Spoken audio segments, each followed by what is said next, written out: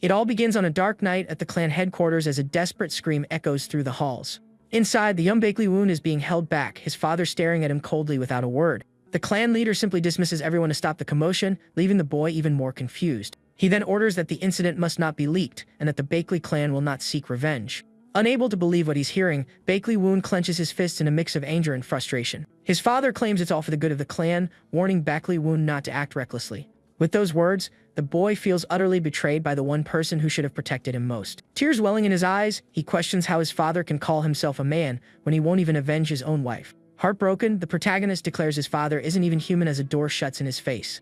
At that moment, the young man decides to leave, feeling no remaining attachment to the Bakley clan. Knowing he's too weak for revenge now, he vows to train so that no one can ever underestimate him again. His plan involves founding a new sect and gathering followers to build his own power base. One by one, he will hunt down everyone involved, including those who stood by and did nothing. The young man swears to make them all pay, even if it takes decades to accomplish.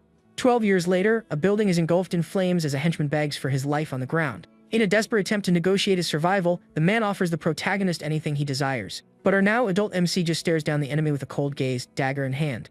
The henchman presses the offer, and Bakley Woon finally admits there is indeed something he wants. Thinking he's saved, the enemy joyfully asks what the protagonist could possibly desire. A wicked grin spreading across his face, our hero simply replies, "Your life." The henchman's face twists in anger as he snaps that it's not funny at all. In response, the protagonist states that if he won't give it up willingly, it'll have to be the hard way. The MC then warns that he'll just take it by force, bracing for an attack. This enrages the enemy, who screams that he's going to tear the young man to pieces. But in a flash, Bakley Woon is right behind him, remarking that the man's mouth is as full as his face. With a single swift motion, our hero sends his opponent flying into a wall. A thick cloud of dust billows up from the impact, while the protagonist calmly observes the scene. His expression remains serious, showing no reaction to what he has just done. Suddenly, the enemy emerges from the rubble, vowing to send the MC's head to the Miram Alliance. Unfazed by the threat, our hero calmly draws his sword. In the blink of an eye, Bakley Woon lunges forward, ending the confrontation with a single, decisive strike. After it's all over, he stands before the building, now fully engulfed in flames. With his mission accomplished, the protagonist sheathes a sustained weapon. Just then, a beautiful young woman appears, calling him Captain, and presenting a scroll. His face smudged with dirt, the young man thanks Moang Hyein for waiting so patiently. The young woman politely suggests that the captain should clean his face first. For a moment, the two of them just stand there, watching the fire consume the structure. Bakley Woon then uses the blood on his face to press a mark onto the scroll. He gazes at it, wondering if this is the end or merely the beginning of his journey. Finally, the MC tosses the scroll to the woman to deliver the Miram Alliance, announcing his retirement. She asks if he is returning to his hometown, and he confirms he has achieved everything he set out to do in the Alliance. Moang Hyeon then asks if she might visit him someday, to which he agrees, should she ever get bored. But she reminds him that he at least needs to tell her where to find him. With a smile, our hero reveals the location and bids her farewell, embarking on his new path. The scene shifts to the protagonist traveling by boat, surrounded by a breathtaking landscape. As he sails, he begins to reflect on the long and arduous journey that brought him to this point. The young man recalls leaving his clan behind to forge his own strength within the Miram Alliance. He remembers developing his own martial arts and rising to the rank of captain over 12 long years. Now the MC believes the time has finally come to realize his ultimate dream of creating a sect. He had saved up enough money for a mansion, and the perfect property appeared at just the right time. Brimming with excitement, he stands with his arms crossed on the boat as a boatman eyes him suspiciously. He gets so carried away that he shouts to the heavens, proclaiming that the gods themselves are on his side. The boatman mutters that he's picked up a crazy passenger, but Bakley Woon apologizes for his outburst. He explains he's on his way to buy his dream mansion to establish his own sect. The boatman mentions there's only one mansion for sale, wondering aloud if it's the haunted one. Changing the subject quickly, the man wishes the young man's sect great prosperity, delighting the MC. He laughs joyfully, thinking that now all that's left is to sign the contract. Surely nothing can go wrong. But suddenly his expression darkens as a feeling of unease washes over him. Arriving at the location, an agent named Yurian greets him in front of a very ominous-looking mansion. Furious, our hero grabs the agent by the collar, accusing him of trying to pull a fast one. The protagonist complains that the place is a wreck, but the agent insists he'll explain everything after the tour. Yurian informs him the mansion has a total of 45 rooms and 5 training halls. When our hero asks which sect it belongs to, the seller claims not to know, saying it's ancient. The agent insists it will be perfect with a few repairs, but the young man remains skeptical. Sensing his client's frustration, Yurian decides to cut to the chase and reveal the property's real issue. He reveals the only catch is that every previous owner has perished there, leaving the MC stunned. According to the rumors, they all passed away on their very first night, hence the haunted reputation. Our hero is enraged, but Yurian quickly calms him by offering the mansion for a steal. With this new offer on the table, Bakley Woon's mood shifts, and he accepts the deal with a grin. The agent then praises the Miram Alliance captain's courage and hands over the deed. As the protagonist takes the document, a system message pops up, confirming his ownership. Suddenly, our hero begins to tremble, and the seller asks if everything is alright. Yuryang declares his job is done, telling the young man to find him if he survives the first night. With that, the agent leaves, thrilled with his commission, while the protagonist watches from the doorway. Alone in his new home, the young man takes a deep breath, steeling himself for whatever comes next. A moment later, he breaks into a joyous celebration, ecstatic to finally have his own mansion. The MC is overjoyed. Now all he needs are disciples to establish his new sect. But as he opens a door, a cloud of dust engulfs him, reminding him he has to clean the entire place. Without wasting a second, our hero rolls up his sleeves and gets to work scrubbing the floors. With a cloth tied around his face, he starts clearing the thick cobwebs from the ceiling. After most of the work is done, he flashes a satisfied smile while wiping down the last piece of furniture. Stepping out into the courtyard, he realizes only the main hall is left to be clean. Determined to finish, the protagonist throws open the hall doors with his arms outstretched. But upon entering, he is greeted by the sight of a mysterious sword resting on a stand in the center of the room. The young man approaches, wondering if the previous owner might have forgotten it there by chance. Thinking he struck gold, he picks up the weapon, imagining the money he could get for it. The instant he touches the sword, his eyes widen as a strange light envelops him. Abruptly, our hero finds himself transported to a futuristic, all-white space, completely bewildered. A system screen materializes, assessing him as a martial artist and awarding him the highest possible score. The MC grows even more confused, trying to make sense of the bizarre situation. All at once, he senses imminent danger and instinctively dodges an attack from above. Startled, he draws the sword from the stand, realizing it is incredibly real and sharp. Immediately after, the system announces that the test's difficulty is being recalibrated. It finally dawns on our hero that this must be what happened to all the previous owners. Looking up, he spots a strange mechanism on the ceiling, likely the source of the attack. Making the situation even more tense, the system announces the test will begin on extreme difficulty. Realizing he's being put to the test, he decides to face the challenge head-on. A new window appears, informing him that the challenge will be a test of martial prowess. Instantly, the ceiling mechanism begins to glow, preparing to unleash another assault. The protagonist braces for a fight, ready to show them why he was a captain in the Miram Alliance. Wielding the sword, he dares the mechanism to give him its best shot. However, while defending, he notices a distinct pattern in the attacks and pauses for a moment. But the sheer force of the blow sends our hero flying across the room. As he lands far away, he notices the attacks cease, concluding he is outside the system's range. This gives the young man a moment to breathe, but his sword has been completely shattered. Suddenly, a new sword rises from the floor, and he wonders if the system is providing him with another. Now armed with a new weapon, the MC realizes the rules of this test are more flexible than they first appeared. Our hero begins to analyze the situation, formulating a new strategy. He deduces that if the mechanism's range is limited, it must be protecting something important. With this insight, the young man charges toward the cannons, determined to uncover what lies beyond. With a spectacular leap, the protagonist soars over several of the strange weapons. But a glance upward reveals a new and highly unpleasant surprise that leaves him in shock. Dozens of new cannons emerge from the ceiling, unleashing a relentless barrage in his direction. The attacks are swift and numerous, turning the test into a chaotic battlefield. Though surrounded, our hero remains undaunted, expertly dodging and blocking every shot. He skillfully deflects the projectiles with his sword, displaying incredible combat prowess. The young man sustains a few minor cuts but stays completely focused on his objective. With a fierce battle cry, he extends his hand, preparing for a high-risk maneuver. The sword begins to crack under the immense pressure of the onslaught, threatening to break apart. Yet, the protagonist refuses to yield, facing the challenge with a look of pure fury. A massive explosion of blue energy erupts, engulfing the test room and obliterating everything in its path. As the smoke slowly dissipates, the result of the MC's final attack is revealed. Using a swift technique, he spins, creating a defensive whirlwind of energy around himself. While airborne, our hero unleashes another skill, generating a phantom field to disorient his foe. He then prepares his ultimate move, a powerful crescent slash, to end the test once and for all. The attack strikes its target dead on, creating a blinding flash of light that illuminates the entire area.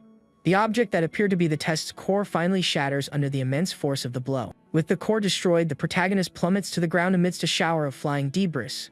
Back in the main hall, he lands hard, the exhaustion from the intense battle finally hitting him. To his surprise, however, the young man notices a few steel spheres are still intact. All at once, the hilt of the sword he was holding disintegrates into dust in his hand. At that very moment, a system window appears, announcing that the test has been successfully completed. Our hero looks around to see that the mansion has been fully restored, looking brand new. Another message confirms that he has passed the test of martial prowess with flying colors. The system informs him that the mansion's functions will now be unlocked at their highest level. A new sword, glowing with blue energy, floats down towards him, and he wonders what it is. The MC takes the sword, remarking that after all that, it's the least the system could do. A final message states that the test will conclude once he gives the mansion a name. With a confident smile, Baekliwoon declares the name was decided a long time ago. He proclaims with a powerful aura that his sect shall be called the Righteous Heaven Sect. The system confirms the mansion has been successfully registered under the name Righteous Heaven Sect. Following this, a glowing mark materializes on the protagonist's palm, the symbol of his new sect. The system then warns that from this moment forward, things are about to drastically change for him. Unafraid, our hero challenges any ghosts or spirits inhabiting the place to show themselves. But to his surprise, the system instead announces the initialization of the mansion's sect system. This unexpected information leaves Bakley Woon completely shocked and utterly confused.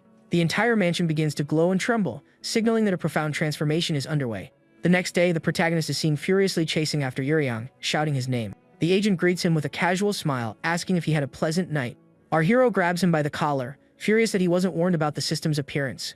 He points at the system window only he can see, yelling that the thing followed him all night long. Seeing nothing, Yuryang asks if the young man hit his head and is now talking to himself. The agent warns that if this continues, he'll have to take the mansion back. Bakley Woon calms himself, stating he needs the mansion for now and will prepare for the ceremony.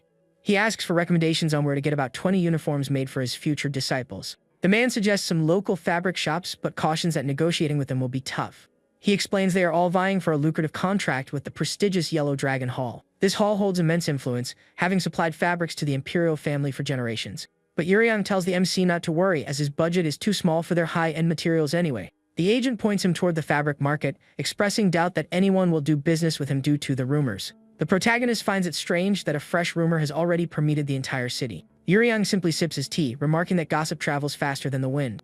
With a threatening glare, the MC accuses him of spreading the rumor, but the agent calls it free publicity. The seller tries to justify it, arguing that the young man's survival proves the place isn't dangerous. Completely losing his temper, our hero yells that it's all Yuryang's fault for showing him that mansion in the first place. Later, the protagonist is seen trying to buy fabric, but the shop owner flatly refuses to sell. The man is adamant, trying to throw Bakley Woon out of his shop because of the sinister rumors. Someone in the crowd throws something at his face, telling the haunted man to get lost. Standing amidst the hostile crowd, the MC wonders why rumors spread with such incredible speed here. Suddenly, a cry for help cuts through the noise, and he turns to see a commotion brewing. A small boy is begging a man to save his sister, but the thug just calls him a brat and shoves him away. The boy then screams that the men deceived him, stealing his money under the false promise of a cure. An older man declares the boy's sister is a lost cause before striking him with a powerful blow. One of the aggressors from the White Sword sect orders the other to handle the situation quietly. The man grows irritated, saying the boy has now forced him to get his hands dirty. A wicked smile on his face, the goon prepares to strike the defenseless child. But out of nowhere, our hero intervenes, landing a powerful kick squarely in the bully's face. The force of the impact sends the man sprawling to the ground as the protagonist glares at him with contempt. His partner, shocked by the sudden turn of events, furiously demands to know who our hero is. Bakley Woon replies that while his name may not carry much weight, it's polite to answer when asked. A proud smile plays on his lips as our hero introduces himself, Bakley Woon, leader of the Righteous Heaven Sect. Enraged, the thug attacks, shouting that the leader of some no-name sect has no right to interfere. The protagonist dodges the attack with ease, making it clear the man is no match for him. With a single strike, he breaks his opponent's arm, sending him crashing violently to the ground. The MC warns the stunned onlookers that judging someone by their sect's reputation is never wise. He adds that it's even worse when you have no idea of your opponent's true strength. Another goon charges forward, screaming to ask if our hero wants to make an enemy of the White Sword sect. The man lunges, ready to attack without a second thought for the consequences. But Bakley Woon remains unfazed, simply stating that he couldn't care less about their threats. Another sect member attempts a sneak attack from behind, but the protagonist defeats him just as easily. The last enemy standing suddenly recalls the rumors surrounding the former captain of the Miram Alliance. Across the street, Yuryang calmly watches the brawl unfold while sipping his tea. Our hero complains that he's already in a full mood from being unable to get uniforms because of the rumors. He challenges the last opponent to stop hiding and face him directly. With a taunting gesture, the MC beckons a goon to fight, showing absolutely no fear. The man accepts the challenge, vowing to teach our arrogant hero a lesson. The battle erupts as the two exchange powerful blows, kicking up dust and cracking the ground beneath them. The protagonist moves with fluid grace, effortlessly dodging the enemy's relentless attacks. He sidesteps another blow and prepares to launch a counter-attack to end the fight for good. With a swift and precise motion, Bakley Woon lands a decisive strike on his opponent. The punch connects solidly, and the final member of the enemy sect collapses to the ground in defeat. With his foe down, the protagonist confirms that this was in fact a challenge to their sect. He issues a warning: if they want a real fight, they are welcome at his sect anytime to settle the score. Radiating a powerful aura, the MC tells them to leave quietly unless they want things to escalate further. The defeated man swears our hero will regret this day as he and his partners retreat. After the fight, Bakley Woon approaches the boy and the old man to ask if they're alright. The boy, remembering the protagonist needed uniforms, offers his sister's services. He kneels and implores our hero to save his gravely ill sister. The young man tries to decline, insisting that this is a job for a doctor, not him. But the system detects a new trade opportunity, classifying the target as third grade. Surprised and curious, the MC asks the boy to elaborate on his sister's condition. The boy explains their parents passed away, leaving him and his sister to live on their own. He recounts how a recent illness caused her hands and feet to inexplicably freeze over. An older gentleman appears, introducing himself as the owner of a fabric shop from the next village. The man says the girl, a former employee, vanished, which is why he came looking for her. The boy then leads them to his home, a simple shack that looks like it could collapse at any moment. He rushes inside, announcing he's brought the ghost-catching warrior to help his sister. The protagonist feels awkward about the misunderstanding but is immediately struck by a strange energy. Inside the house, our hero is shocked to see the girl warming her hands and feet directly in a fire. The girl turns and asks who he is, while the protagonist struggles to comprehend the scene before him. Our hero realizes that despite having her hands and feet in the flames, the girl isn't being burned. The system warns that the fire's heat and the cold in her limbs are locked in a violent struggle. He introduces himself to the girl, whose name is Siowa, and explains her brother asked for his help. The young woman explains that if she doesn't do this, she suffers from severe frostbite, which puzzles him. The gentleman asks how Siowa is, and she replies that her condition has worsened over the last few days. The protagonist then asks to check her pulse to get a better understanding of her ailment. Taking the girl's hand, he begins channeling his energy to analyze her body. A blue aura envelops them both as the young man concentrates on assessing the girl's energy flow. As he does, he feels a powerful, chilling energy emanating from young Siowa's body. The system alerts him that she is absorbing a dangerous amount of yin energy. Our hero tells the system to be quiet and focuses on diagnosing the girl's condition. After his analysis, he announces that he understands what's happening, leaving the girl surprised and curious. The young man reveals she possesses an extreme yin body, an incredibly rare and powerful constitution. He explains he's heard that the legendary Sword Empress, one of the 10 strongest masters, has the same body type. The girl is astonished to learn she shares a condition with such a legendary figure. The MC clarifies that for a martial artist this is a blessing, but for her, it's a critical problem. He warns her that if she continues absorbing yin energy at this rate, her life force will be depleted within 3 months. Siowa is horrified by the news, realizing the bad feeling she had was a premonition. Her brother shouts that it must be a lie, but our hero confirms that even medicine won't work. He explains that medicine would only suppress the symptoms, and they would return even stronger later. Our hero states that the key is yang energy, but the system chimes in with its own information.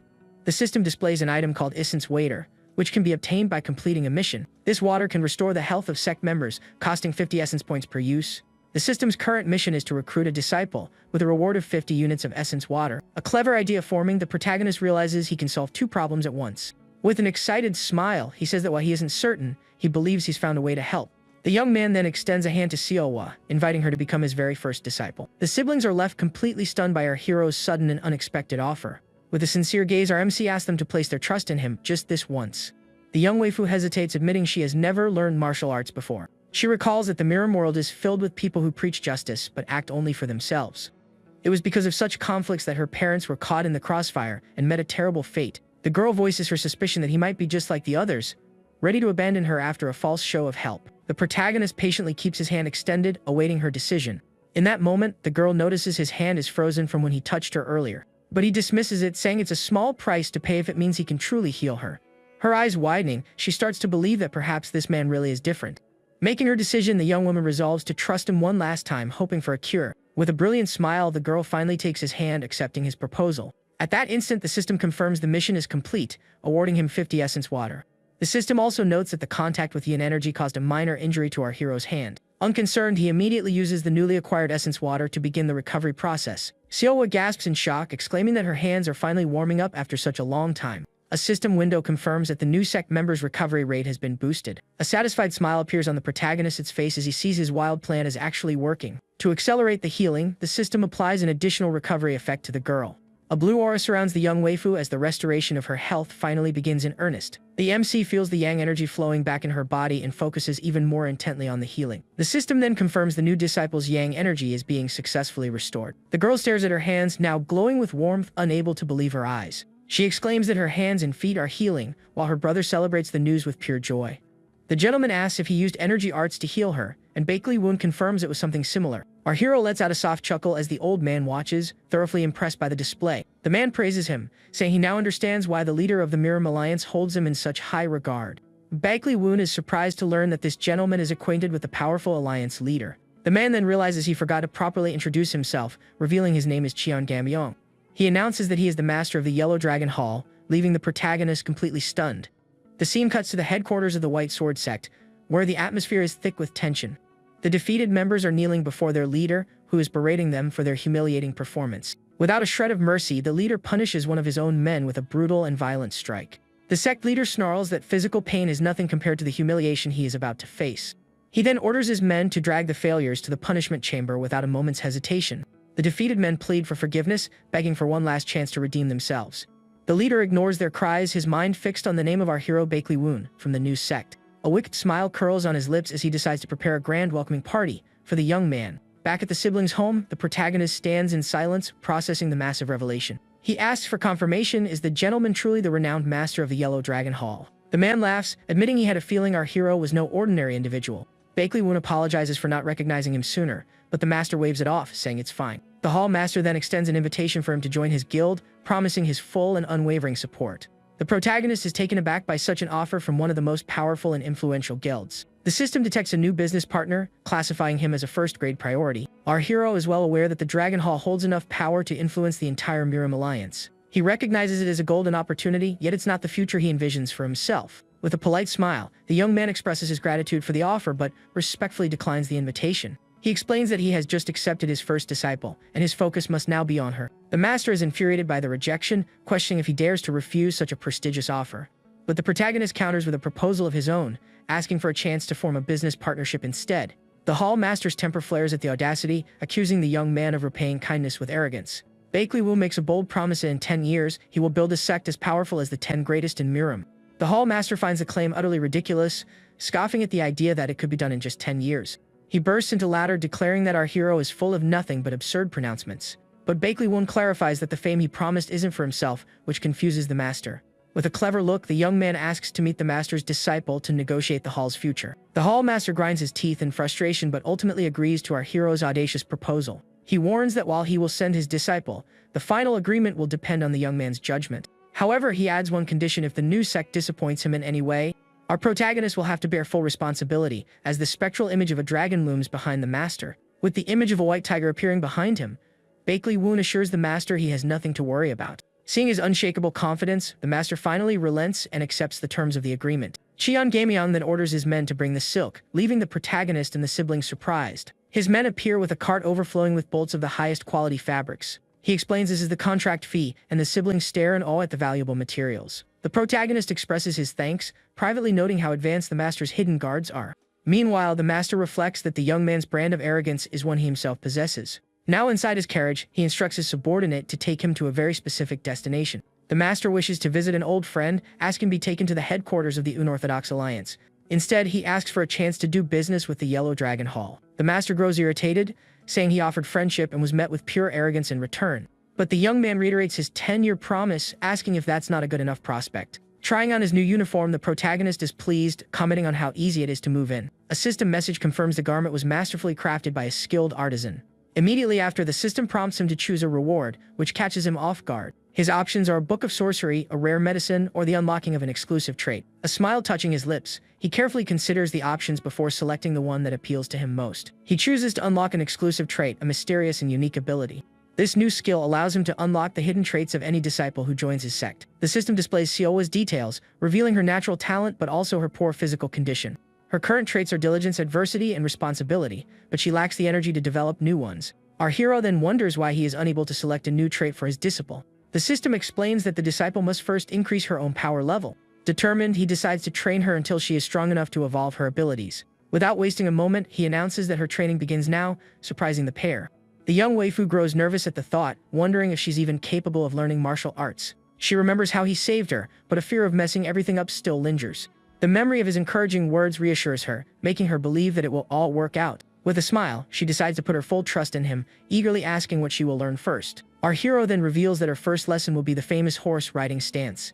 The girl sighs in disappointment. She had been hoping for something a bit more exciting. He explains it's essential for her conditioning, and that the training session will last for a full hour. The girl falls silent for a moment, processing her new master's command. With doubt in her eyes, she asks if he truly believes she can learn martial arts.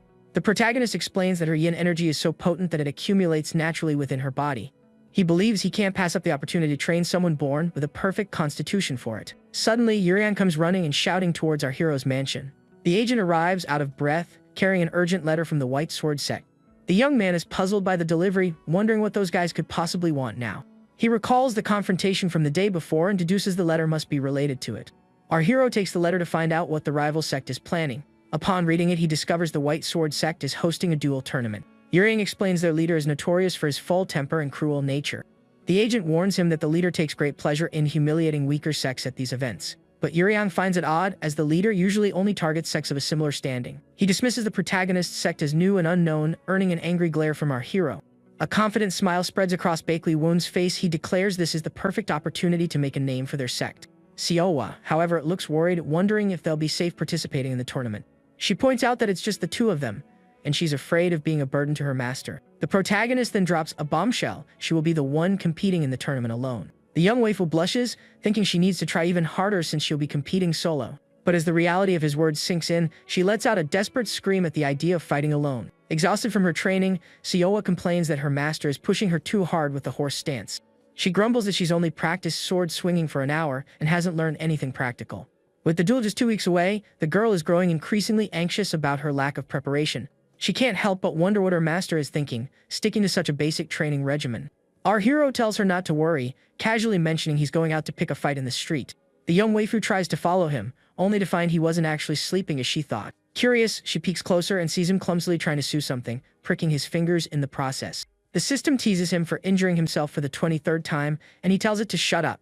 The protagonist knows she's starting to question his methods, so he's determined to finish the new clothes quickly. He truly hopes his disciple will appreciate the surprise he's working so hard to prepare. The girl watches him in silence, deeply moved to see her master putting in so much effort for her sake. A system window notifies them that her responsibility trait is on the verge of blossoming. The protagonist is surprised by the sudden and unexpected notification. The scene shifts to the day of the duel, hosted by the dreaded White Sword Sect. A few men are discussing the tournament, confused as to why such a large event is being held. One explains that rumors have spread, and the leader wants to make an example out of the MC's sect. A bystander remarks that anyone who crosses the White Sword Sect is in for a world of trouble. Our hero and his disciple arrive to register, and the receptionist does a double take. The man is completely enchanted by Siowa's beauty, wondering if the sect only recruits good-looking people. The protagonist simply observes with a discreet smile as his disciple completes the registration. The protagonist tries to hide his face with his hair, clearly embarrassed by the situation. He asks if she likes her gift, and she replies that despite the clumsy stitching, she absolutely loves it. The scene cuts to the tournament stage, where the leader of the White Sword Sect makes his appearance. He announces the start of the event, claiming it was created to foster friendship between the sects. The leader then reveals he has prepared a small gift for the tournament's grand champion. As he opens the box, the crowd gasps in shock at the sight of a minor blue pill, an extremely rare item. It is one of the elixirs from Wudang, known to help warriors solidify their energy flow. The crowd erupts in excitement over the prize, praising the sect leader's generosity. One of the organizers reports that the preparations for the tournament's preliminary rounds are complete. The leader looks down on the crowd with disdain, inwardly calling them fools for getting so worked up. With a malevolent smirk, he vows to ensure that no one will ever dare oppose his sect again. He orders his men to demonstrate their superior power and utterly crush every opponent they face.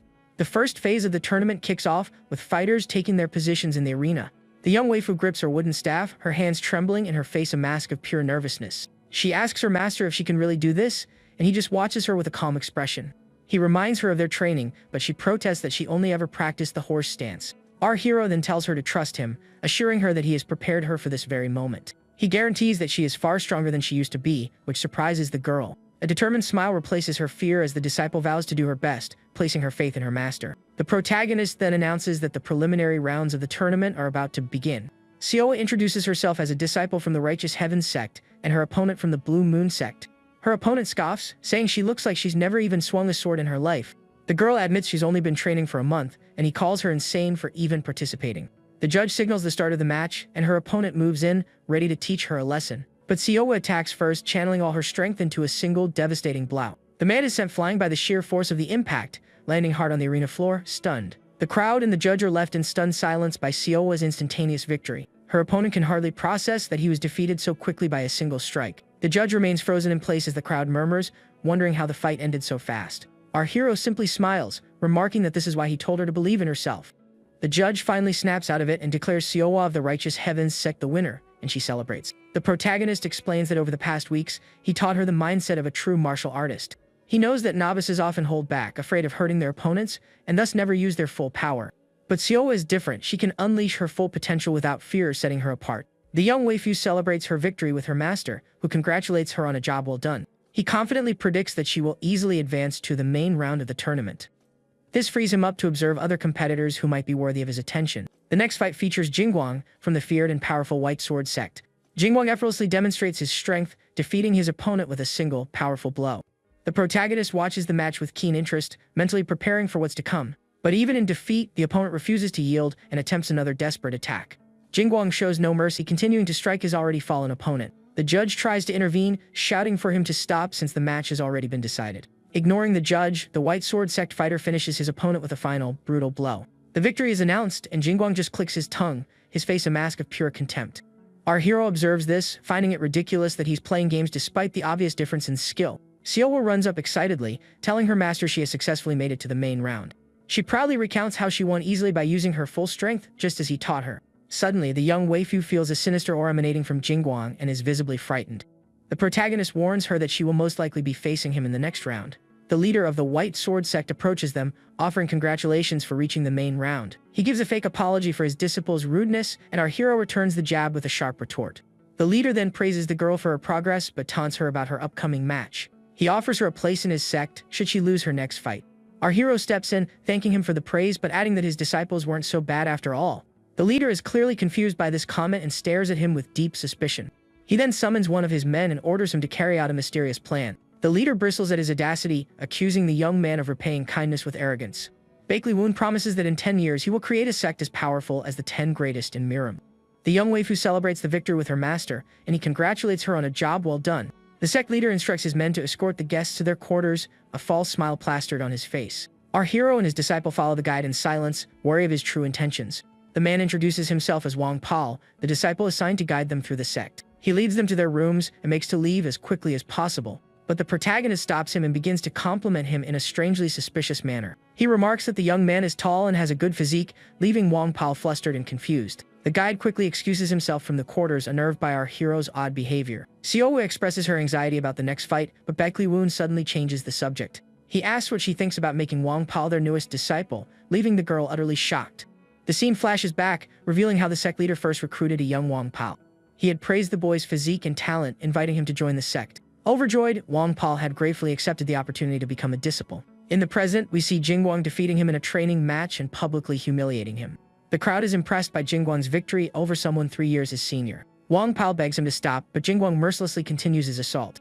The sect leader realizes he had misjudged the boy, who was far weaker than he first appeared. He casts him aside, condemning him to a life of cleaning up after the other disciples. Wang Pal is left devastated by his leader's words, feeling completely and utterly betrayed. He jolts awake from a nightmare, covered in a cold sweat, his heart pounding from the traumatic memory. Wiping his face, he realizes with relief that it was just a bad dream. But to his horror, Jingguang appears in his room, announcing it's time for a warm-up before the duel. Wang Pal tries to refuse, saying he doesn't feel well, but Jingguang couldn't care less. He cruelly tells him that his only purpose is to serve as a living punching bag. Left with no choice, the young man gets to his feet, bracing himself to be beaten once again. The tournament semifinals kick off, with an excited crowd filling the main arena. Our hero explains to Xiaowa that her next opponent is a user of the illusion sword. When he asks how she plans to defeat him, she replies that she just needs to avoid being deceived. The protagonist smiles, telling her there's an even simpler way to win this fight. He points towards the sky, offering a cryptic clue for his disciple to use in the upcoming battle. With a confident look, the MC assures her that with this knowledge, she is certain to win the duel. Yuriang shows up and congratulates our hero on Xiaowa's incredible progress. But Baekli-woon says he'll only accept congratulations after she has won the entire tournament. The girl's opponent taunts her, claiming her lucky streak ends here, and that everyone expects her to lose. The young waifu stands her ground, retorting that her master's belief in her is all that matters.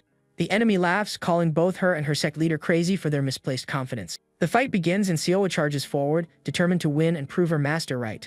The young waifu celebrates the victory with her master, and he congratulates her on a job well done. Our hero just smiles and says that's why he told her to believe in herself. He gets angry at the audacity and accuses the young man of repaying his kindness with arrogance. The hallmaster finds the proposal ridiculous and doubts he can achieve that in 10 years. The two begin to exchange a flurry of fast and precise blows, showcasing their impressive combat skills. The enemy commends the girl's courage, but she knows she can't let her guard down for a single second. The young waifu recognizes his fundamentals are on another level entirely, forcing her to be cautious. Suddenly, her opponent retreats, a change in strategy that catches her by surprise. The man taunts her for falling back and prepares to employ his illusion techniques. The girl realizes she must keep her focus centered to avoid falling for his tricks. Wielding two staffs, the enemy launches a dual attack, aiming to confuse and strike simultaneously. The blow is swift and powerful, but Xiaowa manages to parry it with her own staff. She successfully blocks the attack, but the force of the impact sends her stumbling backward. Her enemy is surprised she managed to block his special move and offers a word of praise. Admitting he underestimated her, he unleashes his purple aura, preparing to fight with his full power. With a malevolent grin, he launches a volley of energy blasts toward our hero. The attacks come from all sides fast and relentless, making them incredibly difficult to defend against. The young waifu stays on high alert, trying to dodge the incoming blast, but the situation is dire. The protagonist explains that users of the illusion sword are typically weak in close quarters combat. He tells her that if she can just get close enough, victory is assured. With a determined glint in her eye, Siowa declares she's just getting started and charges forward. She sprints towards her enemy, skillfully weaving through the barrage of energy attacks. Her opponent is taken aback by her speed and commends her impressive combat ability. The girl continues to evade the attacks, closing the distance to her target with each step. But the enemy sneers that her movements are too predictable and lands a solid hit. The attack sends her to the ground, and her opponent declares himself the winner with a triumphant smile. Yuryang is shocked by her apparent defeat, but our hero remains calm and confident. Her opponent gloats over his victory, but the young waifu pushes herself back to her feet, insisting it's not over. She picks up 2 staffs, preparing to continue the fight despite her exhaustion. Underestimating her again, the enemy charges forward, intending to end the match once and for all. But the girl leaps into the air, dodging all of his attacks with breathtaking agility. The man is stunned to see that she has completely evaded his special attack. With a battle cry, she declares the fight is over now and moves in for the final blow. Unleashing the second form of her arts, she lands a devastating strike squarely on her opponent. With the victory secured, the protagonist celebrates while Yuryang stares in disbelief. The defeated opponent accuses the girl of cheating, claiming she faked her earlier fall. Another man defends him, arguing there's no way he could have lost to such a young girl. The leader of the White Sword Sect appears and reprimands his disciple for his lack of grace. The man bows, offering an apology to our hero for his disciple's poor sportsmanship. The leader concedes defeat, stating it was his own man's fault for underestimating his opponent. With a look of pure rage, he formally declares that the White Sword Sect accepts its loss. Our hero just smiles and says that's why he told her to believe in herself. The protagonist explains that over the past few weeks, he taught her the mindset of a martial artist.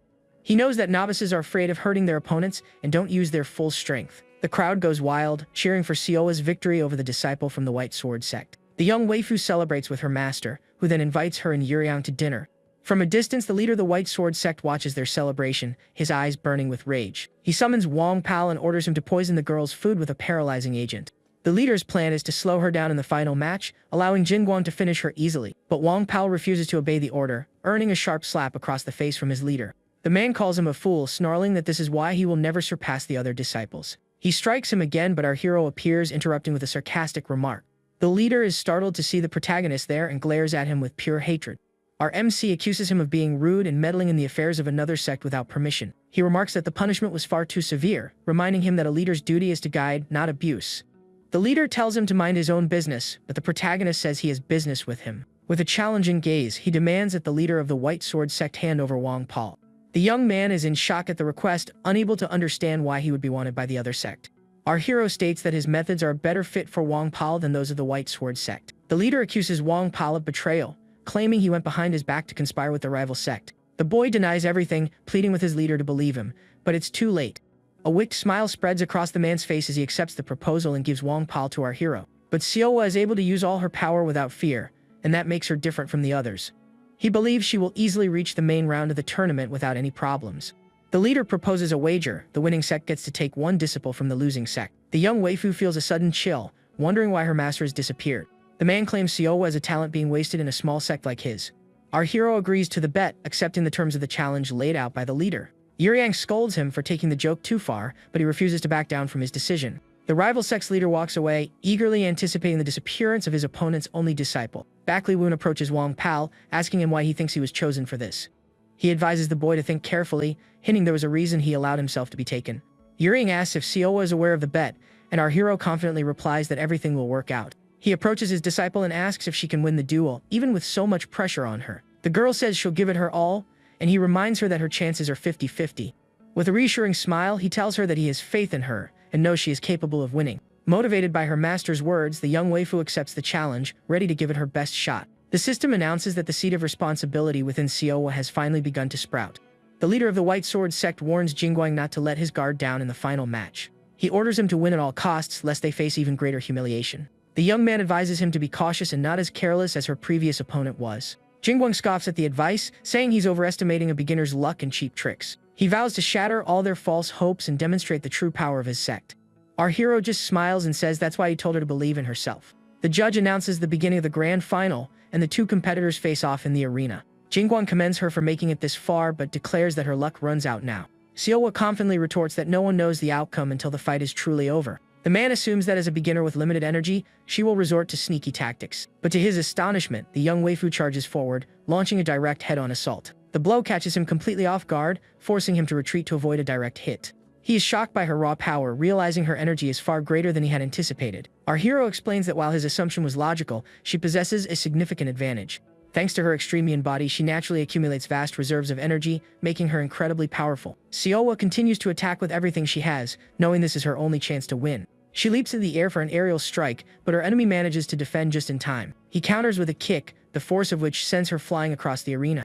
As the girl hits the ground, he seizes the opportunity to launch a finishing blow. He admits her energy is above average, but still dismisses her as a mere beginner. Jingwon unleashes a powerful technique, sending her airborne with a devastating upward strike. The young waifu realizes her opponent is immensely strong and that she needs a new strategy to win. He promises to finish her in 10 seconds and relentlessly pressures her with a flurry of attacks. But the girl refuses to give in, declaring she won't lose the fight so easily.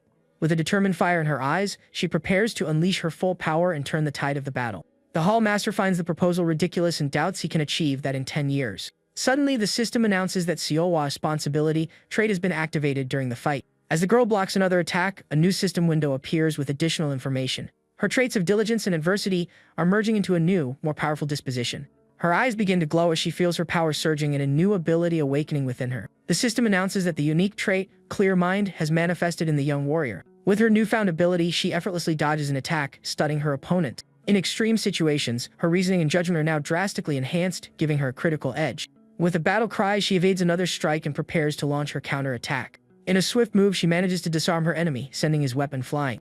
The man praises her for lasting this long but prepares to use his ultimate technique. He charges forward at full power, asking if she can withstand his final attack. The young waifu braces herself, preparing to defend against the devastating incoming blow. The rival sect's leader screams that the fight is over, causing our hero to despair for a brief moment. She recalls her master's words, and her confidence is instantly renewed, ready to continue the fight. The opponent's strike creates a massive dust explosion, destroying a large section of the arena.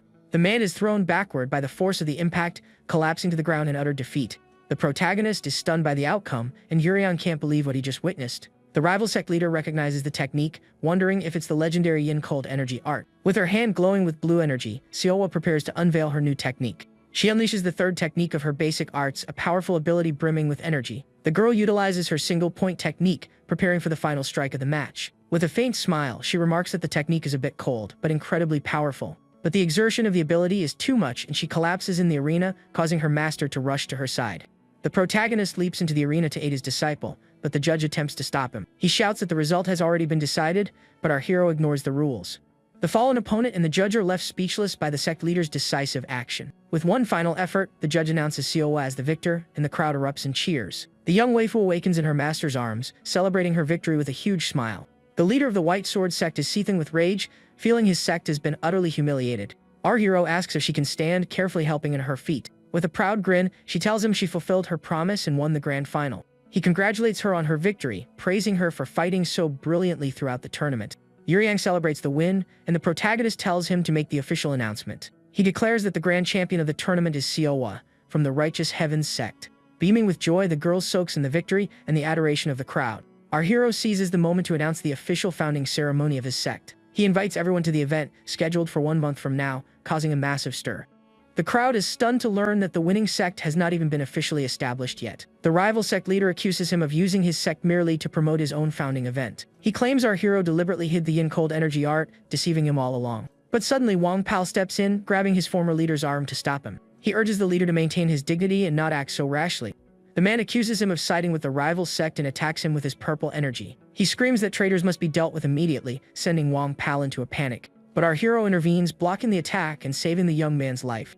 He demands to know what the leader thinks he's doing, staring him down with a serious expression.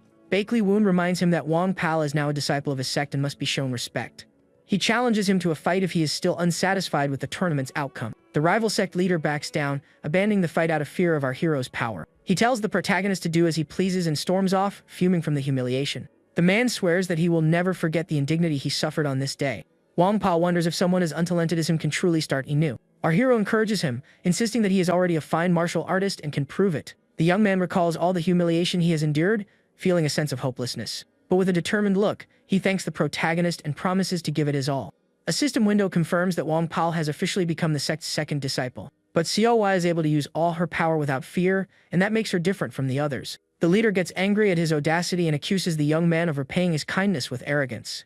He knows that novices are afraid of hurting their opponents, and don't use their full strength. He believes she will easily reach the main round of the tournament without any problems. As the tournament concludes, Yuryang remarks that our hero is taking all the credit for the victory. 2 weeks later, on a sunny and peaceful day, we see the sect's mansion. Wang Pal is practicing the horse stance, privately questioning the effectiveness of such basic training. Xiaohua laughs when he calls her big sister and playfully slaps him on the back. She reminds him that their leader always emphasizes the fundamentals and that he should trust their master. The young waifu encourages him to keep training so he can one day be as strong as her. Wang Pal boasts about his physical strength, so she challenges him to fetch the water by himself to prove it. The system analyzes the new disciple, revealing he has an excellent physique and immense raw talent. Our hero observes his disciples, feeling confident that his judgment about them was correct. He notes that Wang Pal's unique talent lies in his ability to understand techniques and maintain complete focus. With Xiaohua and Wang Pal, he believes he has the perfect combination for a successful sect. Yuryang arrives and the protagonist thanks him for his help with the ceremony preparations. The agent reports that thanks to the tournament publicity, they have received a flood of RSVPs. However, he reveals that one of the letters is actually an official order from the powerful and feared Miram Alliance. Our hero falls silent for a moment, caught off guard by the unexpected news. Opening the letter, he discovers the Alliance has issued a request for a plagiarism review. The accusation is directed against the basic arts of the Bakley clan, which infuriates the protagonist. Yuryang reminds him that 15 years have passed since he left his former clan.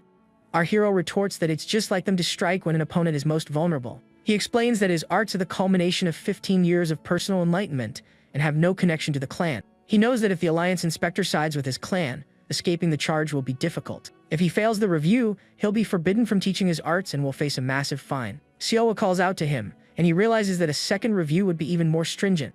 Without another word, our hero decides to head out and handle the situation immediately. He must prove his arts are not plagiarized, which will require checking the arts of other sects. The problem is, he has no idea where to find the basic arts manuals of other sects. Suddenly, his disciples call out, interrupting his worried train of thought. They announce that the sect has visitors, a piece of news that surprises our hero.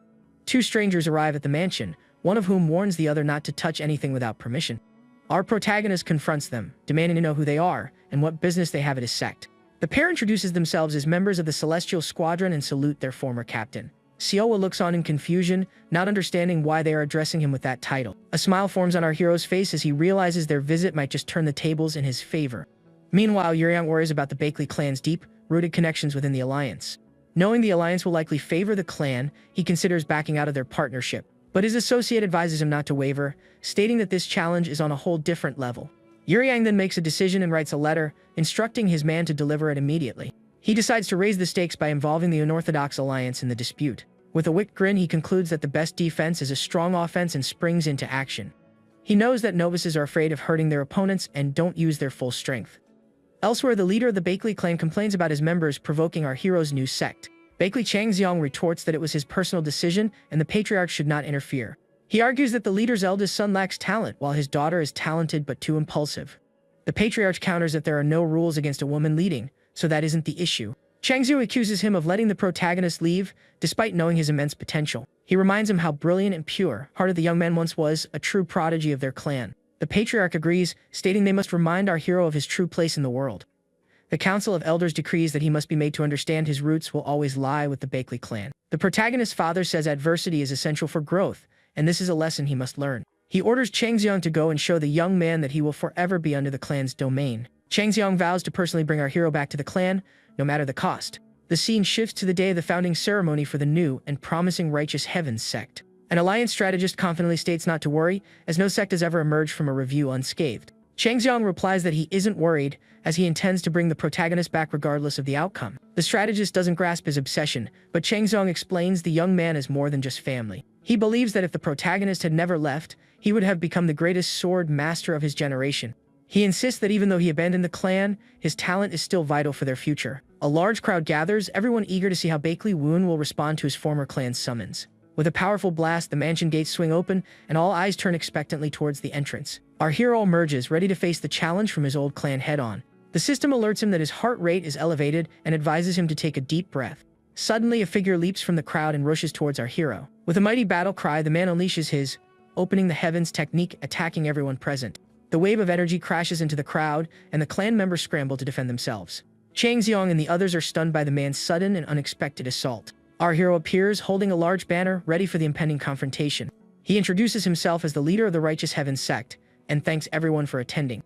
But before proceeding, he announces that he must first resolve an important matter with them all. In a serious tone, he prepares to address the plagiarism accusation levied against his sect. He announces that his sect stands accused of plagiarizing the martial arts of the Bakley clan. The crowd is shocked by this revelation, and Yurian can't believe he's admitting it so openly. Some murmur, wondering if he just confessed, while others find the situation deeply intriguing. Chang Xiong assumes our hero is about to surrender, but the protagonist has something else in mind. He turns to face the crowd, preparing to unveil his true plan.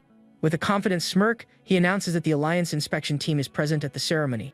He invites the Alliance members to step forward so they can settle the matter once and for all. Chang Xiong greets the man, and the crowd recognizes him as the legendary Moon Sword. Our hero then invites him to explain the intentions behind the plagiarism accusation. In a defiant tone, he declares his wish to undergo a public plagiarism verification. He intends to prove his innocence in front of everyone and clear his new sect's name. Chang Xiong is outraged by this proposal, stating that such verifications are strictly confidential. The Alliance strategist reprimands him, reminding him their purpose is to mediate, not condemn. Our hero knows that with so many other sects watching, the Alliance cannot afford to appear biased. He asks if they may begin, and the inspectors reluctantly agree to proceed with the public verification. The protagonist announces he will demonstrate one of his basic arts. He executes his first technique, showcasing his movements for the crowd and the inspectors. The demonstration of talent and power leaves everyone impressed. The strategist asks if this is the technique in question, and our hero confirms that it is. Chang Xiong points out that the technique also appears to borrow elements from the Namgung clan. The protagonist then makes a shocking claim his arts have plagiarized from 23 different sects. A wave of disbelief washes over the crowd, and the clan leader calls his statement absurd and dishonest. He argues that without representatives from the other sects present, his claim cannot be validated. But our hero simply points to the crowd, announcing that the representatives have just arrived. The little demon of the Namgung clan makes his way through the stunned onlookers. The little moon of the Wudong sect also appears, giving a cheerful wave to the crowd. They casually explain they were in the area and decided to stop by for the ceremony. The Namgung demon analyzes the technique and confirms its similarity to his own clan's arts. He explains that his clan's art incorporates the essence of heaven, earth, and humanity. The little moon conquers and presents a mysterious box to the leader of the Bakley clan. He knows that novices are afraid of hurting their opponents and don't use their full strength. The box contains confirmation letters from numerous sects, all attesting to the suspicion of plagiarism. With a challenging gaze, the little moon asks if this means all the other sects are also plagiarists. Shocked, Chang Xiong reads one of the letters, which confirms a similarity with his clan's own arts. He realizes the clan's argument that overlapping techniques constitute plagiarism has now been turned against them. One of his men cries out in desperation, claiming the Alliance cannot conduct such a biased review. Our hero tears the letters to shreds, revealing that everything was verified by the current captain of the Celestial Squadron. With a triumphant smirk, he faces his uncle, who glares back with deep, uncontrollable hatred. The Alliance strategist mutters about how he verified everything so quickly, but the MC ignores him. He states he has said all he needs to, and now it is the Moon Sword's turn to respond. Our hero knows that if his uncle admits to plagiarism, the Bakley clan will be in trouble with 23 other sects. Seething with pure fury, Chang Xiong draws his sword and lunges at the protagonist. His men try to hold him back, but he throws them aside and continues his ferocious attack. Our hero parries the blow with his own sword, warning him not to come any closer. He declares this a personal matter and doesn't want anyone else getting involved. The man screams that no matter what anyone says, he is the future pillar who will lead the clan. The protagonist accuses him of being unable to let go of the past and counters with his own sword. His uncle questions if he still harbors resentment because the clan failed to avenge his mother. He says he understands the hatred but cannot allow it to destroy the clan's future. With a look of fierce determination, he vows to protect the clan at all costs. He believes that if the protagonist hadn't left, he would have been the greatest sword master of his generation. His eyes glowing with energy, our hero prepares for the final clash. The two exchange powerful blows, culminating in a massive explosion of blue energy that lights up the arena. The impact sends Chang Xiong staggering backward, barely able to remain on his feet. The protagonist states that he will not deny his lineage, facing the man with a serious expression. He admits that resentment still lingers, but he has moved past the worst of the pain. He explains that as a sect leader, he must become strong on his own terms and can never return. The man asks about the future, questioning if he can truly withstand the pressure from the main house. But our hero affirms that he is prepared to face whatever comes his way, just as he always has been. The unwavering determination in his eyes surprises the clan leader, who can only stare back in silence. The scene flashes back to a memory of the young protagonist training with his uncle. He celebrates finally being able to withstand one of his uncle's direct blows.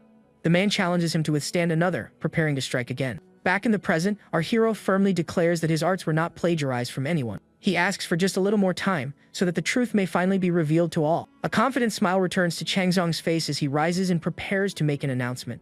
He declares on his honor that the righteous heathen sect did not plagiarize the arts of the Bakley clan. The crowd erupts in cheers at the news, and the founding ceremony can finally resume. The protagonist watches the scene with a discreet smile while his disciple signs up.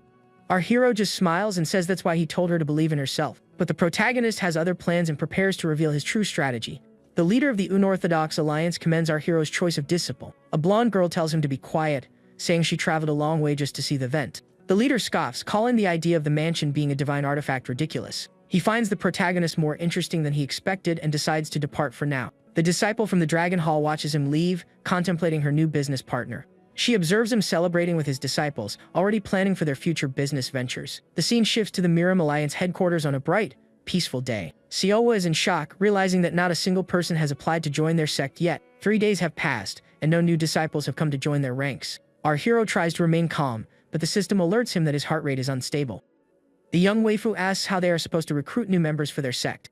She suggests Wang Pao could try recruiting on the streets, but our hero has a different plan. He instructs him to deliver a scroll to a group of merchants, leaving the young man confused. The protagonist reveals the scroll contains a method for recruiting talented new disciples. The document details an issue within the Alliance's military department concerning a particular martial school. The disciples of the Murian school have rejected a joint training exercise, causing concern for the Alliance. Their reason is that the training process is biased and unfairly disadvantages their students. The Alliance categorizes schools into major and minor sects, fostering intense rivalry. Jago Pyong explains that while the fights were once balanced, the new generation is different. The disciples from the Mujang school are exceptionally strong, and the Murian school's morale has plummeted. The strategist mentions they've tried to persuade the school's master, but he stands by his students.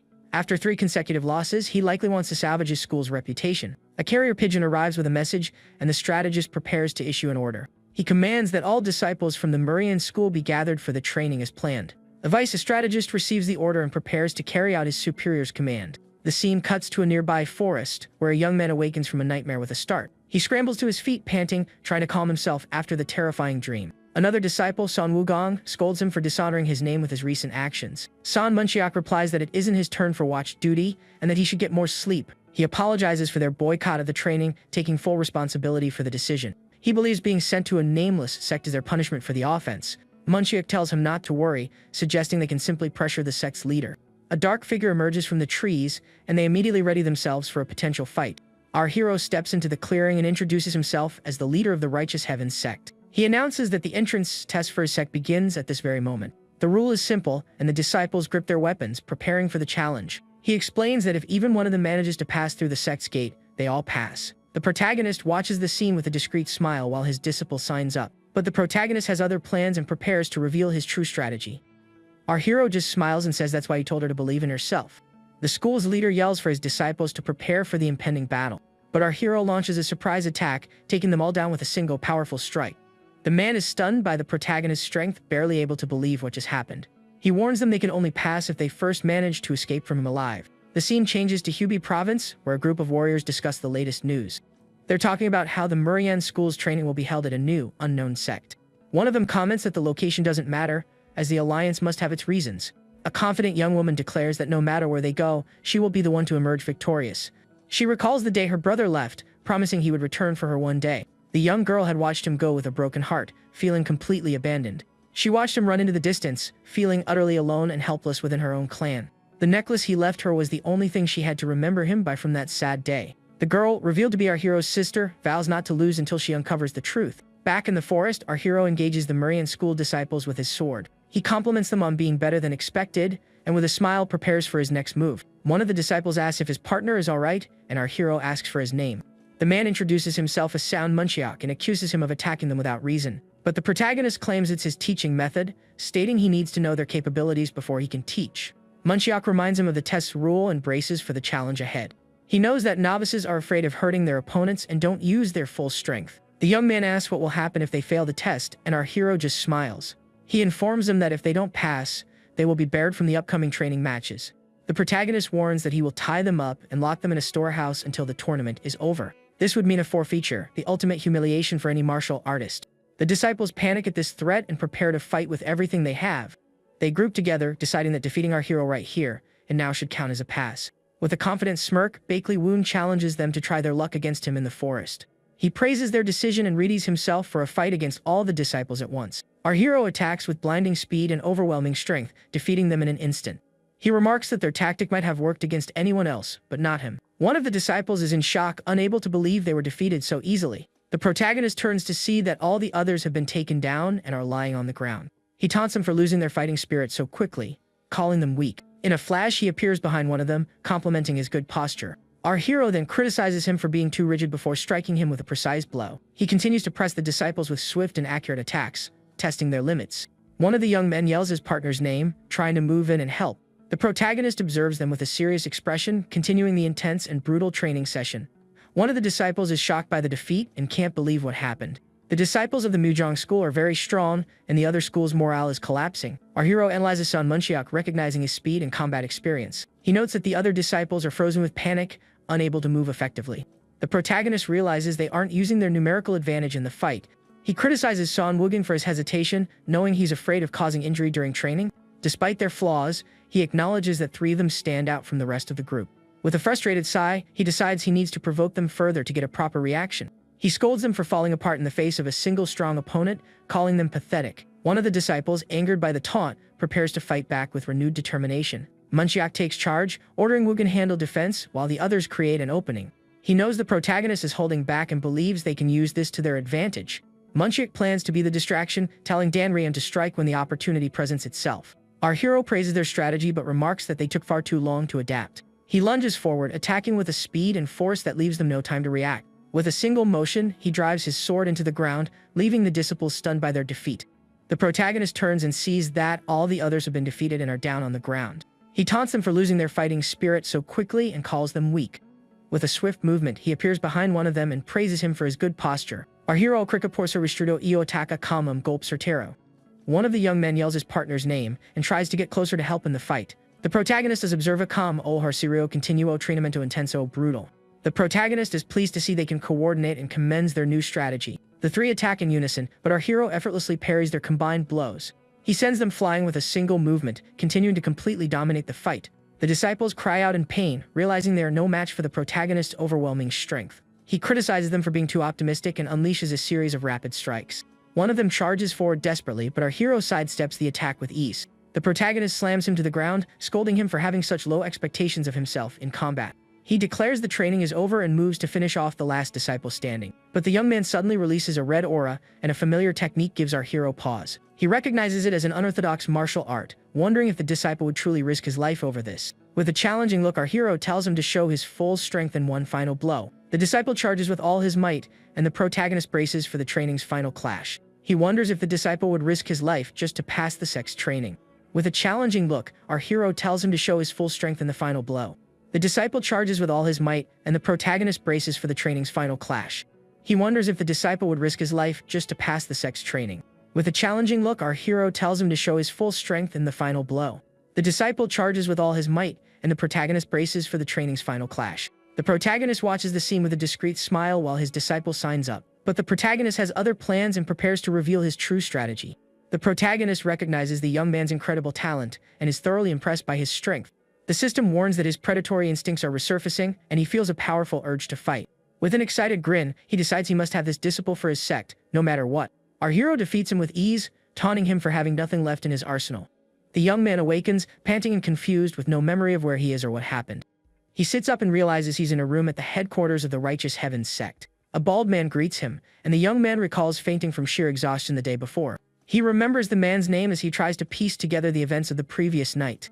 The young man remembers using his forbidden technique in front of the sect leader. Panic sets in as he realizes the protagonist may have discovered his secret. The young man is terrified by the possibility of being executed as a spy from a rival faction. The man informs him that the assembly is about to start and they need to hurry. He finds the man's casual behavior odd, wondering if the sect leader somehow missed it. But he recalls the protagonist's strange expression and feels certain that he knows everything. The young man remembers that our hero even recognized his master's name, which only heightens his tension. He wonders why the protagonist hasn't exposed him yet and what he could possibly be planning. Outside, our hero is waiting for him with a mysterious smile on his face. He calls out to him and the young man is startled to see him waiting just outside the door. The protagonist watches the scene with a discreet smile while his disciple signs up. But the protagonist has other plans and prepares to reveal his true strategy. Our hero announces that the 5 remaining disciples have passed the first test. One of them expresses surprise that so few of them managed to pass the challenge. The 5 finalists are O Ryan, a monk named Woon Jin, and Dan Ryan. San Munchiak and San Wugang are also among those who passed the initial training. The protagonist informs him that for the next 15 days, they will be sparring against his own disciples. Siowa distributes the training equipment, handing a spear to Munchiak for his use. The young waifu hands out weapons to all the new disciples of the Righteous Heaven Sect. She introduces herself as their sparring partner and readies herself for the training. Wang Pao introduces himself, and the protagonist tells them to begin the first session of the day. To save time, Siowa proposes a 5-on-2 match, and our hero agrees. Wang Pao declares that's enough talk and says they should get started with the day's training.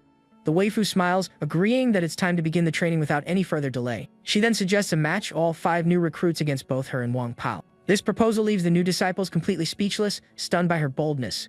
Our hero, however, agrees to the idea, seeming to find the challenge quite interesting. With a proud smile, he thinks to himself that this is exactly the kind of attitude he expected from his disciple. Munchia comments with a serious expression on the overconfidence of the 2 sect veterans. But Wang Pao cuts in, insisting he can handle them all himself and telling Siowa to just watch. Munchiak prepares for battle, recalling their 3 years of losses to the Mujang school. But he adds that they will not be defeated by a sect no one has ever heard of. Munchiak yells that he'll end this quickly and charges headfirst at his opponent. He attacks Dan Ryan with his spear, and the two engage in a high-speed exchange of blows. With a powerful spin, he warns that the fight isn't over and prepares his next attack. Sparks fly as their weapons clash once more, a testament to the intensity of their combat. He readies what appears to be a finishing move, intending to end the fight once and for all. With a focused gaze, Munchiak announces his final blow as Siowa watches intently. But out of nowhere, the waifu intercepts his attack with her own spear, which glows with a blue energy. A system window pops up informing them that her unique trait, Clear Mind, has been activated.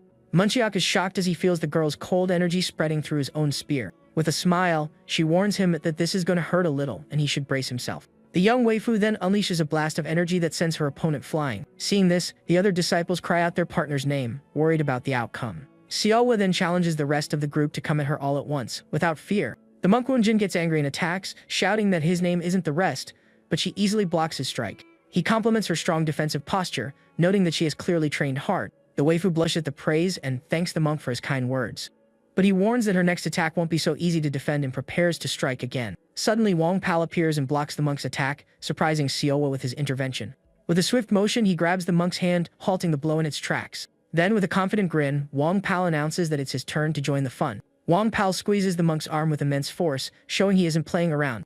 One of the recruits acknowledges their strength and announces that they are now going to fight seriously. With that, all 5 of them charge forward in a coordinated assault against the veteran duo. But the MC's 2 disciples block every single blow with astonishing ease. The spiky, haired young man grows furious that they are losing to a completely unknown sect. From a distance, the protagonist watches the battle unfold in silence, his expression serious. Another recruit unleashes a red aura, preparing for a powerful attack of his own.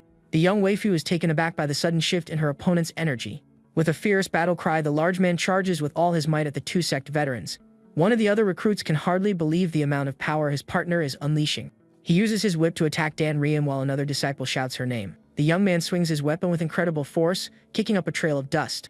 But his wild attack ends up hitting one of his own partners, who collapses to the ground. After the chaotic exchange, only one female recruit remains standing, and the fight seems to be decided. The waifu then asks the last opponent if she still wishes to continue the training. The girl is in shock, unable to believe they lost in such a humiliating fashion. She looks at her fallen comrades on the ground, realizing all 5 of them have been utterly defeated. Our hero then remarks with a smile that appears the training session is finally over. He reveals to the recruits that Siowa has only been training in martial arts for a single month. Everyone is stunned by this revelation, and the young waifu just gives a playful blink. One of the recruits is shocked, wondering how the waifu can possess so much internal energy at her age. The MC then instructs them that from now on, they must focus on group tactics to improve their fighting. He adds that this lesson is especially important for a team that has lost for 3 consecutive years. Our hero explains that they must learn to trust one another if they ever hope to become stronger. He then concludes the day's training, telling everyone to rest and recover from the intense sparring session. But before he leaves, the protagonist asks the young San Wugang to stay behind for a private talk. The young man is baffled by the request, having no idea what his new master could want with him. Meanwhile, the other recruits head off, chatting and praising the skills of the Sect's veteran duo. The scene shifts to the Sect's headquarters, where the atmosphere is calm and peaceful for the moment. Suddenly, the system announces it is activating a sound barrier to ensure their conversation remains private. A digital barrier materializes, isolating the 2 of them from the rest of the world. Bakley Woon commends the young man for being very perceptive, which only confuses him further. Our hero then asks if they can finally finish their conversation from the previous day. With his eyes glowing, he demands to know what the young leader of the Blood Sword sect is doing here. His aura flares as he demands a good explanation for the situation, with no more delays. He warns that if the young man fails to tell the truth, he should prepare for the consequences. Floating in the air, the protagonist pressures the young man to give him the answers he seeks. Terrified, Wogang clutches his weapon, debating whether he should try to make a run for it. In a desperate move, he unleashes an energy attack, hoping to create a diversion to escape. But the MC appears directly behind him, informing him that running is not an option.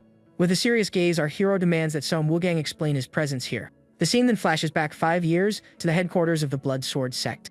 We see a young Wogan kneeling as his master berates him for his lack of cruelty. The man yells that he should have severed his opponent's tendons, ensuring he could never wield a sword again. The master reminds him of his position as the young leader, asking how long he plans to keep disappointing him. Then the old man gives a horrific command: the young man must eliminate his own older sister.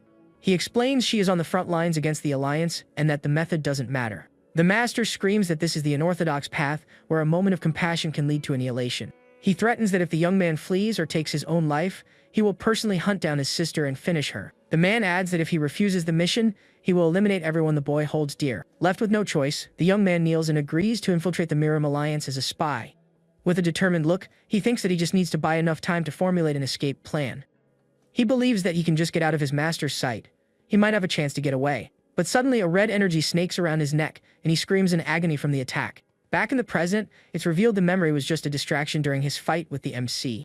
Our hero remarks that while he still can't properly gauge an opponent's strength, it was a good move. Wogang unleashes his red energy, asking what the protagonist intends to do with him now. The MC explains that he cannot display his true strength with orthodox arts and must release his full power.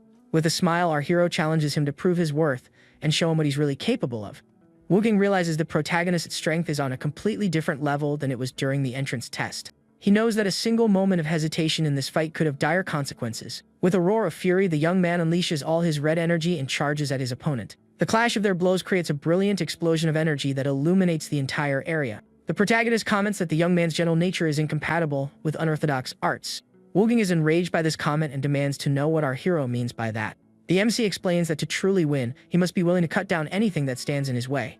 The young man thinks of his master and screams that the protagonist knows nothing about him. Bakley Woon points out that the young man's sword lacks any true fighting spirit, which is why he's losing. The young man grows angrier, shouting at our hero not to act as if he knows him so well. But the MC replies that while he may try to hide it, his sword reveals the truth about him. With a few more strikes, the protagonist disarms the young man, leaving him kneeling on the ground. He then asks what truth the young man is searching for on his path as a warrior. Wogang screams that it doesn't matter in a world where you either eliminate others or get eliminated yourself. A small smile on his face, our hero asks why he even bothers to wield a sword if he truly believes that. The young man is left speechless, forced to reflect on the real reason he continues to fight. Channeling his red energy, he prepares to answer the question with a powerful attack. The two clash one more time, and the impact of their swords creates a massive explosion. The force of the blow kicks up a thick cloud of dust and shatters the ground around them.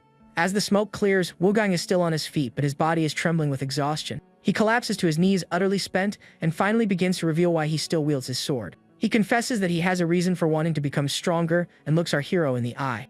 Wogang recounts that his father was an honorable man who always fought to the very end on the battlefield. The young man remembers watching his father be struck down before his very eyes, powerless to help. He says the anger over his passing still burns, but he knows he cannot act recklessly. That is why he must become stronger, enduring whatever is necessary to achieve his revenge. In his relentless pursuit of power, he rose to become the young leader of the Blood Sword Sect. The protagonist then asks if the young man regrets the time he spent with that sect. Wogang admits he doesn't know the answer, only that he wanted to protect his father's honor. He wanted to prove that his father was not a coward, but the bravest martial artist who ever lived. With tears in his eyes, he cries out that he wanted to proudly carry his father's name and lineage. But now, he feels he has completely lost his way and no longer knows what to do with his life. The young man surrenders, telling the MC to either finish him or hand him over to the Miram Alliance. Our hero approaches, saying he finally understands the young man's true reason for fighting. He reveals that the young man fights to protect, not to destroy, which stuns the young warrior. With a sharp slap to the head, the protagonist knocks the young man to the ground. Wogang complains about the pain, and the MC tells him to get up and stop feeling sorry for himself. Our hero remarks that looking at him is like looking at a younger version of himself, a boy lost and blinded by revenge. He recounts how, after leaving his clan and joining the Marian school, he completely rebuilt his martial arts. The protagonist offers to help the young man rebuild his foundations and teach him a new way to fight. A wicked smile appears as he thinks how beneficial it would be to have a disciple from one of the 10 celestial sects. The MC declares that over the next 15 days, he will systematically destroy every technique the young man has ever learned. With a smirk, he asks if the young man is willing to follow him, knowing the pain that awaits. Wogang accepts the challenge, and the protagonist guarantees it's his job to make him stronger. The scene shifts to the Miram Alliance headquarters, where two men are discussing the new disciples. One comments that the current generation at the Mujang school is exceptionally talented and promising. The other reveals that the rival alliance leader has proposed a wager for the upcoming competition. If he loses, he will halt all of his faction's expansion and aggressive actions for an entire year. The old man knows this is an offer they cannot refuse, as it will buy them precious time to reorganize. With a glint in his eye, he decides to raise the stakes, declaring that they cannot afford to lose this tournament. To guarantee their victory, they have brought in a new instructor, the greatest talent from the Wudang sect. The man known as Blue Flow recalls our hero's name and his connection to the Murian school. Later, we see the sect's veteran duo completely exhausted after another grueling day of training. The waifu complains that the 2-on-5 sparring sessions are too intense, even for them. The protagonist appears and praises her for her hard work, offering her a special reward. He promises that if she can win 8 out of the 15 matches against the Murian disciples, he will take her to a famous blacksmith he knows to have a custom weapon forged just for her. The young woman is thrilled by the idea, but admits she doesn't know what a custom weapon is. Our hero explains it's a weapon crafted specifically to her measurements and fighting style. Overjoyed, the girl celebrates and vows to win the required matches to earn her prize. The next day during training, Wang Pal is amazed by Sioa's rapid improvement. Munchiak asks if the sect leader is only nice to the people he actually likes. Wang Pal laughs at the question just as the protagonist appears, dragging Wu Gan behind him with a rope. He scolds the young man for disobeying his order to do nothing and ties him to a large rock. Holding a talisman, the MC prepares to activate the special trap he has set for the young man. The rope begins to crackle with lightning, constricting around Wu Gang's body with incredible force. Our hero explains that he must use his internal energy to escape, without moving his body at all. Wang Pao questions the harsh treatment, but the protagonist tells him not to worry about it. He orders the duo to continue their training, and the recruits advance to show how much they've improved. The MC tells Wu Gang to observe his teammates and consider why he was ordered not to fight. The recruits display impressive teamwork, attacking the veterans in a coordinated fashion. One of them realizes the waifu isn't giving him any space to re-establish his spear's optimal range, so he decides to use his own body to close the distance and engage in close-quarters combat. Wu Gang is surprised to see Munchiak has already developed new hand-to-hand combat skills. He watches Sioa's movements closely, wondering if a momentary opening he saw was a mistake or intentional. The protagonist remarks that their progress is notable, and they've improved greatly in a short time. He taunts Wu Gang, saying that watching his friends fight must make him eager to join them. A system window announces that Munchiak has entered a state of Bodhi spear unity. The recruit has a breakthrough, realizing he can use his own body as an extension of his spear. With this newfound insight, he attacks with a level of force and precision that surprises everyone. Desperate, Wu Gang begs to be released, unable to bear standing by any longer. The MC explains that while Munchiak is forging his own path, he is merely imitating his sect's arts. He adds that the young man's body is so accustomed to those movements that changing them will be difficult. Since he can't fix the habits of the body, he must instead fix the habits of his internal energy. The protagonist states that while his partners are learning new styles, he must go further and destroy his own energy. He reveals that the young man must find his answers within his unused meridians in order to evolve. With a cry of agony, Wu Gang tries to force his energy through the blockages in his body. The system warns that the young man's energy has become turbulent and has begun to flow in reverse. Our hero warns him not to be hasty, as the corrupted energy could destroy his core from within. The other recruits are horrified by the type of training their master is subjecting him to. Munchiak screams his partner's name in concern, but the MC prevents him from approaching to help. He states firmly that this is a trial Wu Gang must overcome on his own. With a determined look, the young man tells himself he cannot give up and will not return to his past. He begins to empty his own meridians, attempting to purify and expel the corrupted energy. The system announces the disciple has initiated the microcosmic orbit process within his body. Black smoke pours from his body as he screams in pain during the purification process. After it's over, he coughs up a black substance and collapses to the ground, completely drained. The protagonist approaches and asks if he's alright after the grueling training session. Suddenly, the rope shatters and Wu Gang is finally free from the master's trap. Our hero catches him, congratulating him for successfully purging the arts of his former sect. With a smile, he congratulates him on becoming a blank slate, ready to learn Inu. With a determined fire in his eyes, the young man asks the protagonist to train him, refusing to be left behind. The MC smiles and tells him to fill that blank slate with a sword path that is uniquely his own. The scene changes to the sect, where all the new disciples are celebrating their newfound camaraderie. Elsewhere, a terrifying creature stares at a man hanging from a tree. A girl and her partner discover the body, and she sternly tells him to be quiet. The man notes that the neck marks and the method of suspension confirm it's who they were looking for.